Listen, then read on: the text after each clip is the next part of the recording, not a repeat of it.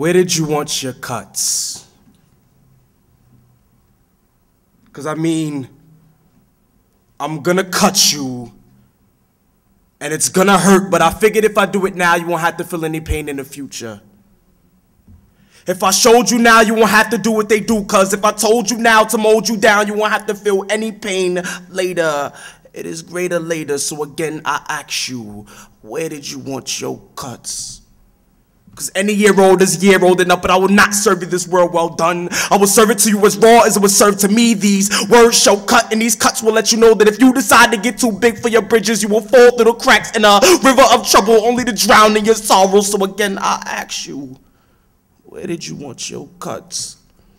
Cause I can throw cuts on your mind and show you how little boys are pumped with hood injections. Taught to think to be with this chick, I'm not flattered, cause this strip is what matters and this flag is mine, so this block is worth fighting for. My complexion is a slave to a page in a cop book, so I cop books when the school systems are prisons. No longer worried about teaching the youth, more focused on keeping it safe. Detectives and metal detectors gonna gauge it to 245 comes and they die anyway. 11 years for nothing. We try so hard to stay in these walls, and the days get old and breaks just don't seem long enough. See, summers just don't seem long enough. Too short for us to get money and too long for us to stay out of trouble. So we bubble rock on building blocks, clocks stuffed in our bubble north faces. We all facing the same in raw places, so we face north with our heads high. Trying to get by with no pops, just 5 shots in the Glock. The cops pass and we grab it. They face us and we face off, cause we are not going to jail. Why go to prison when it's a prison that we live in? Don't ever say that we scared. They scared. Mama, where did you want your cuts? Cause I can throw cuts on your heart so his love won't leave scars. And I know it's hard to mar a healthy heart, but if I do it now, you won't have to feel any pain later. Love is a game, and not just any game, game of war. Just there's a war in the streets, there's a war in the sheets. We throw lies, disease, and jealousy in the battlefield. And here, love is real, but out there, love can kill. If not physically, it shocks. Mentally, might not ever be the same again. So please, strap up your heart and protect your groin and trust nobody. That man is not your friend. When that struggle gets high, he'll switch sides like pages on a windy book. I guarantee it. It'll hurt your heart, so if I gotta hurt your heart, so be it. My pain form shield. You take one if you need it.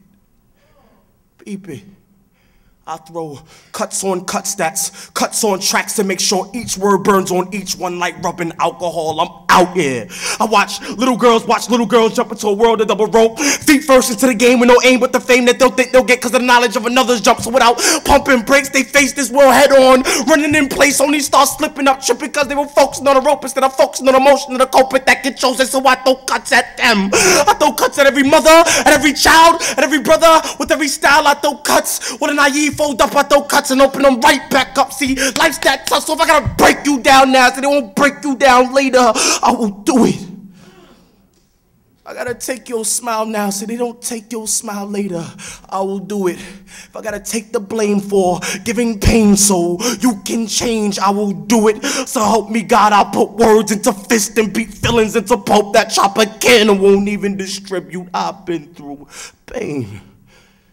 Pain that you can never imagine, but luckily for you all, pain that you will never have to go through, because any year old is a year old enough, but I will not serve you this world well done. I will serve it to you as raw as it was served to me. I will cut deep, I will cut hard, and I will cut now, so you will never have to feel any pain later. It is always greater later. So again, I ask you, where did you want your cuts? I wish I was never born. Slurred suicide attempts from the homecoming queen circa 1975. Her crown was cracked. Black sheep royalty, all she wanted to do was fit in, so she hung with the cool kids who hung on corners like stop signs. No wonder she saw red every night while she slept. Little girls everywhere are afraid to dream, still trembling from aftershocks of daylight. Tear-stained pillowcases plagued her present. Atoms wrapped her gift like it was theirs until she could no longer recognize it. Her soul was stripped of its wealth, pawned for pockets of peace that she blazed so, producing smoke so thick that she could no longer see her problem. She was a victim of substance abuse. because that hit was the only one that did leave a scar, and it didn't take a rocket scientist to know that the bruises left on her life were no recent discoveries. Half a century of hate ain't worth holding on to, so let me say it now, before decades of anger manifest into premature old age. I hate you, in present tense, for making me an insomniac forced to suffer airport-worthy baggage with nowhere to go. Tired of playing hide-and-go-seek with my wallet, because I always seem to lose more than money, but every bit of sanity that keeps me from the ninth floor of Kings County. I guess this is where I get my crazy gene from, and I cannot stand you for making me sit up every night reassuring my daughter of the love that mommy has for her, even if I can't paint her a clear enough picture because my mother was no Picasso, so I never saw what real love look like future tense. I hate you for never having the backbone to see the beauty was so ugly about your history. Brave heart with weak will. Run to the mirror and forgive the part of you that belongs to her. Maybe then you'll stop blaming yourself for grandma's mistake. She didn't know any better. Was only a teenager herself when she decided your life was worth saving. And I, being only a teenager myself, am telling you that your life is still worth living. Forgive the past tense, mommy. It's okay to believe.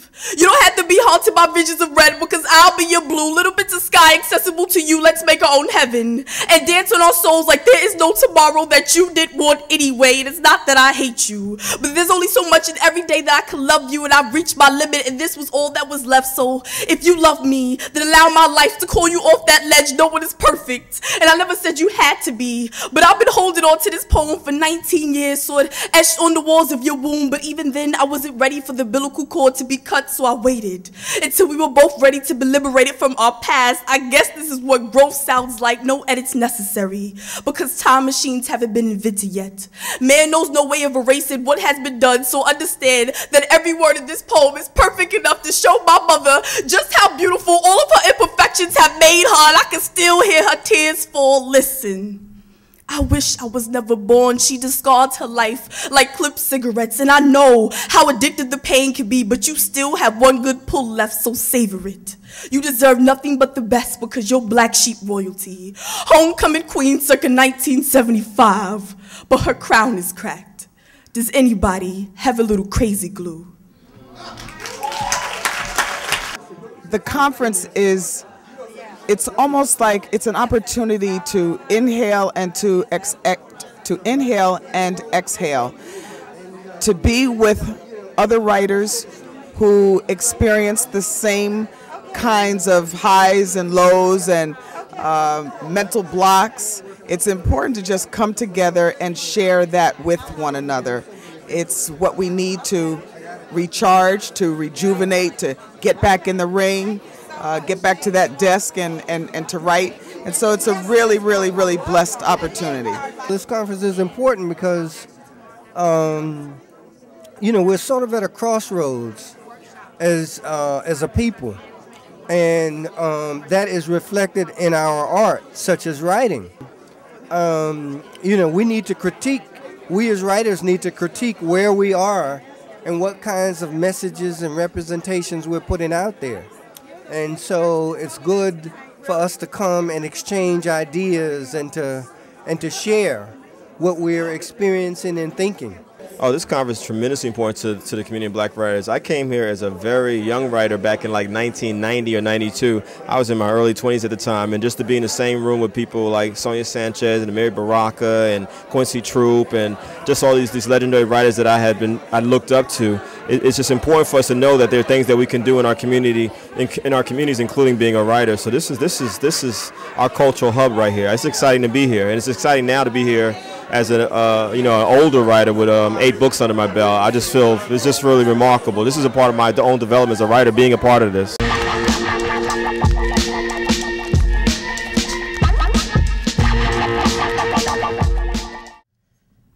And you know nothing of neglect until you've heard a 4-year-old child say his favorite food is ramen noodles.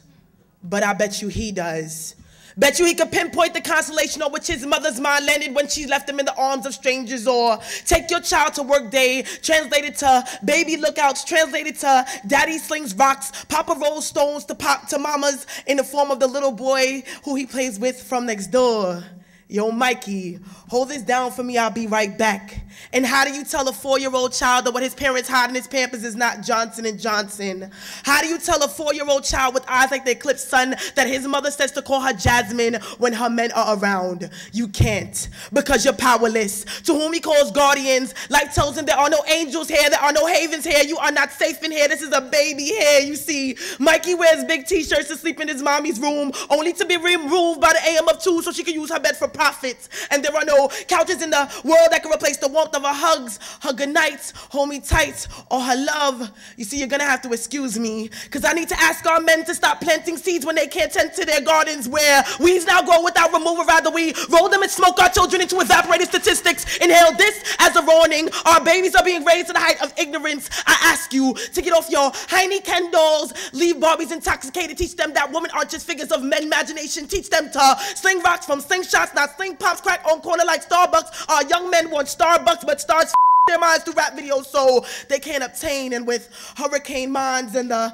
nines they learn to float with that aren't clouds, he says, Daddy calls them soldiers. But Mikey pleads that this is not his fight. Foster care becomes the enemy, brings him to the other side to finish this thing we call life. He sees the red and blue flags, but his is white. He surrenders every notion of little boys becoming men, and I'm holding on to him like, yo, Mikey, I promise you, you could be anything you want to be when you grow up. Life is more than Tonka trucks and sports cars, drunk women in sports bars, torn wounds and new scars. I promise you that there is life, liberty, and the pursuit of happiness. And baby, if you study for this test, I promise you, you will not fail. And with his back turned to me, hand ready on the door to leave, the 4-year-old voice of my nephew says, yo, auntie, I'm too old for fairy tales.